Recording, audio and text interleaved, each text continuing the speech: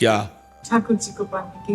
हाँ, कृपा साध्य है, पर हमारा प्रयत्न पूरा होना चाहिए, हमारा उद्योग, हमारा पुरुषार्थ पूरा होना चाहिए।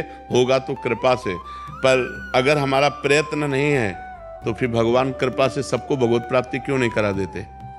सम्मम प्रिय सम्मम उपजाए, भगवान के सब प्यारे हैं, लेकिन भगवत प्राप्ति उसी को होती है जो प्रयत्नशील होकर साधन पक्ष को पुष्ट करता हुआ भजन करता है और आश्रय रखता है कृपा का, उसको भगवत प्राप्ति हो जाती है। जो साधन में बेईमानी करे, साधन न करे, कायरता से वैसे जीवन प्रवाह और कृपा से हो जाए, कभी नहीं होगा, क्योंकि सब जन तो भगवान के ही है ना।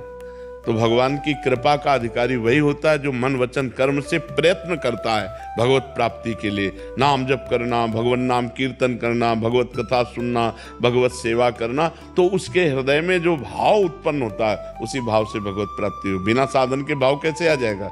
इनके अंदर भाव नहीं आया, इनके अंदर भाव नहीं आया, और एक साधन कर रहा उसके अंदर भाव आ गया। तो साधन पक्ष से भगवत प्राप्ति नहीं होती, ये हम बात मान सकते हैं, लेकिन साधन पक्ष से ही भगवत कृपा का अनुभव होता है।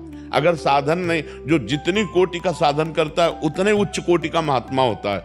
आप विचार करके देखना। पर अभिमान रहित होने के लिए हम कृपा का आश्रय लेते हैं कि कहीं हमें साधना का अभिमान ना हो जाए। तो यह कि भगवत प्राप्ति कृपा से होती है, ये साधन उस कृपा तक पहुंचने के लिए है।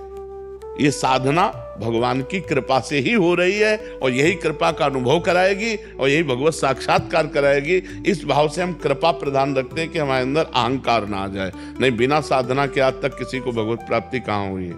साधन पक्ष तो लेना ही पड़ता है। बिना साधन पक्ष के, बिना भजन के, बिना संयम नियम के, बिना आराधना के किसको भगवत प्राप्ति हो गई है?